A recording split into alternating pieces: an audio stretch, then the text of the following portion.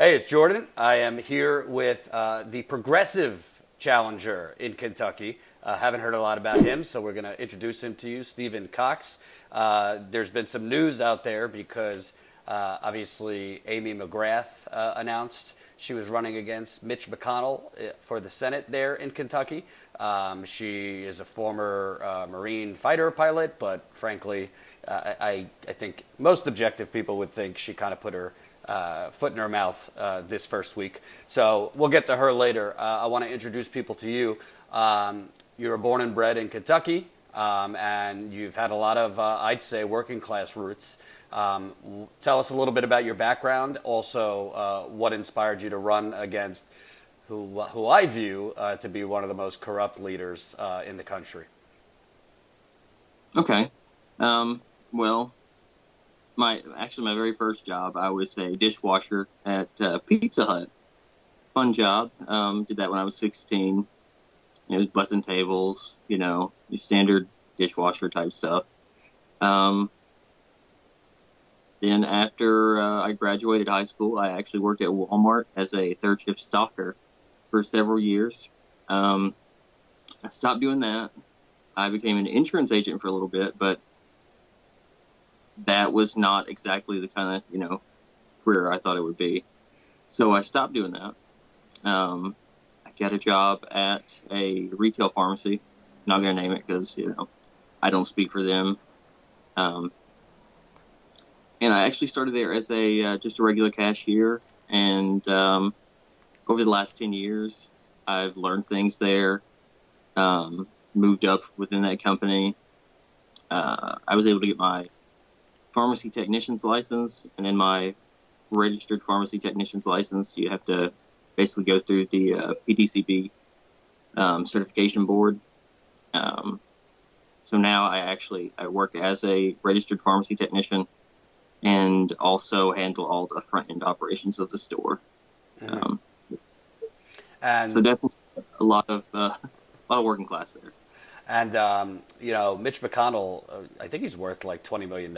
Correct me if I'm wrong. But he's kind of had the run of Kentucky politics for a while.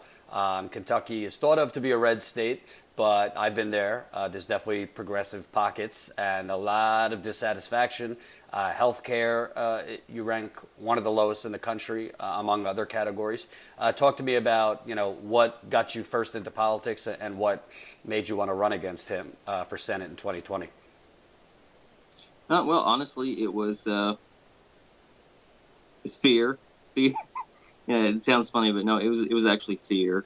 I saw an entire group of government basically not doing anything.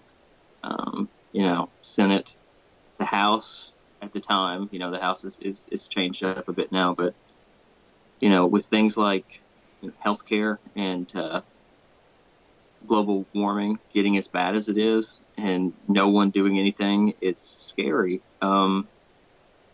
So yeah, it was basically fear that got me into politics. Fear that, if they continue to do things, we're, probably going to die in 30 years. Whole world, complete death, 30 years.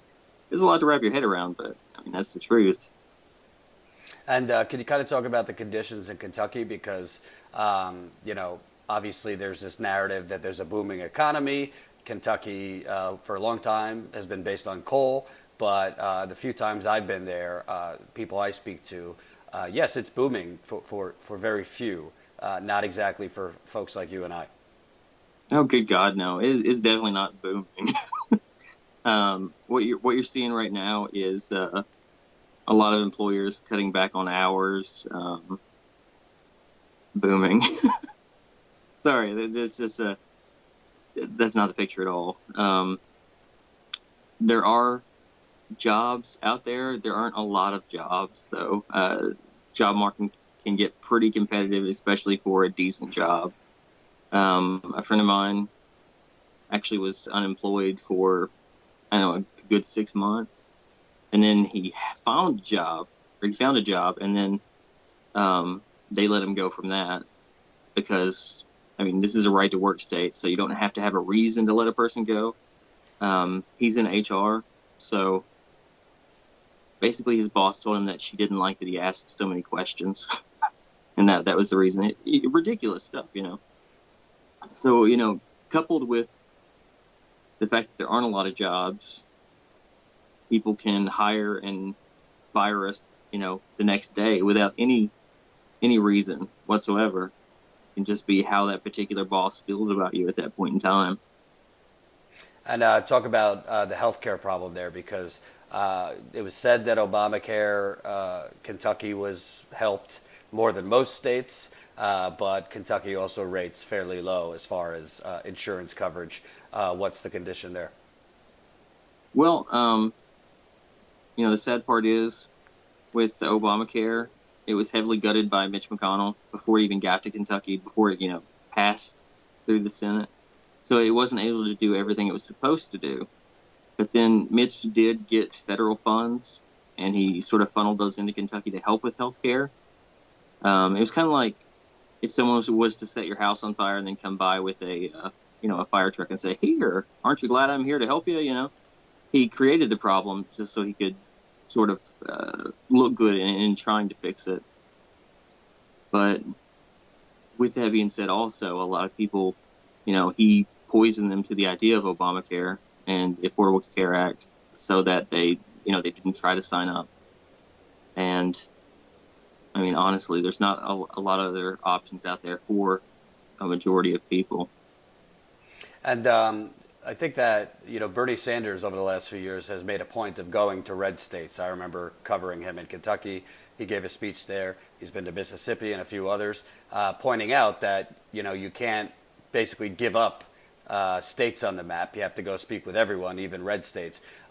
Do you feel that because your policies, according to your site, Medicare for all, free public college, all these things, do you think that there would be reception to that message in Kentucky? Obviously, I don't think Mitch McConnell is the most popular over there, but it is considered a red state. How do you think a progressive message, let's get into your policy proposals, would be received there? Honestly, so far it's been received quite well. Something that the party itself does here in Kentucky is they often run kind of Republican light candidates as Democrats, and that's been kind of an ongoing plan and a failure of a plan at that. And what happens is your base, they're not inspired by anything. I mean, they get the same policies as the Republican people that are running. So what's the point of voting for them? I mean, if you're going to vote for a faux Republican, or you're going to vote for a Republican, the Republican wins every time. And when you see candidates come out with progressive ideas, they actually get a lot more support than people realize, just because, there's a whole group of people that aren't alienated and sort of left in the dark. They want to come out and actually vote because they're like, wow, okay, somebody's finally, saying the things we want to hear and the things we want done. And how long have you been campaigning for? And based on the people you've met, what are some of the things you've been hearing from people? Well, I actually started this campaign in 2017, which is funny because, a lot of people haven't heard about it until, just recently. And that's due a lot to, the media refusing to cover some things, or they cover it very, very strangely. But I also have been working on other campaigns since then as well, going door to door, talking to people. Some of their concerns are kind of interesting to hear. You wouldn't think that you'd hear those sorts of things, in this in 2019. But a lot of it is they're worried about healthcare, and they're worried about how they're going to put food on the table, and they want these progressive ideas to go through. And a lot of times they're just afraid of how we're going to pay for them, But they don't realize that when they say they're worried about how we're going to pay for them, what they're really worried about is how much more can be taken from me because I don't have anything left. But they don't realize that those programs are funded on basically making the people that are raking in millions actually do their part for once. Mm-hmm. Yeah, so obviously this week, Amy McGrath was the story. She kind of twisted herself into a couple pretzels, switching her position on um, switching her position on whether she would have voted for Brett Kavanaugh. First she said she would, then she said she wouldn't, then she said she would again. So it was kind of confusing. But how do you go about trying to get more circulation? Because it seems to me the establishment Democrats are going to want her. She has a story as a former Marine fighter pilot, a woman who could take on McConnell. So how do you get more circulation? And if you get more traction, obviously Mitch McConnell is going to brand you as a socialist, a boogeyman, maybe a communist. Who knows? We know how the Republicans and, frankly, corporate Democrats like to abuse the term socialist and progressive. What's your strategy on all those things? Well, what's really been interesting and really helpful is kind of the fact that they weren't paying attention. She made that huge slip up, and I've really been capitalizing on that to show, like, hey, I'm not wishy-washy. I'll tell you what my honest answer is the first time. I'm not going to change my mind when I see that you don't like it because it's actually, my stance. And if I get branded as, a socialist or a communist or whatever they want to call me, that's not really going to stick so much because I'm working class. I can actually go out into communities and people know me by name. They know, a lot of them know me since I was a kid, and they can easily, I can get their support, and they can say, hey, that's not true. And that'll be coming from the average Kentuckian, and it won't be coming from, news sources or anything that could have been bought and sold. That's one advantage of being of the people, is you can talk with the people and they can speak to who you are as well. Mm-hmm. And what do you think in terms of nationally? Because we're seeing Nancy Pelosi and the Democrats kind of unofficially declare war against progressives. The Nancy Pelosi has been publicly dismissing Congresswoman Ocasio-Cortez and others, Congresswoman Tlaib, Omar, Presley. Now you have yesterday the House Democrats tweeted out basically trying to shame Ocasio-Cortez's chief of staff. What do you think about the Democratic divide? Because on one bracket, people say, oh, you must unite. But a lot of progressives say, well, why are we uniting with the very forces trying to prevent us from getting health care for all, free college, Green New Deal, and those things?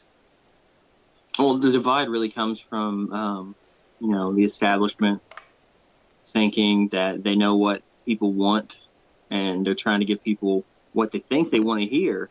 And it's honestly more of a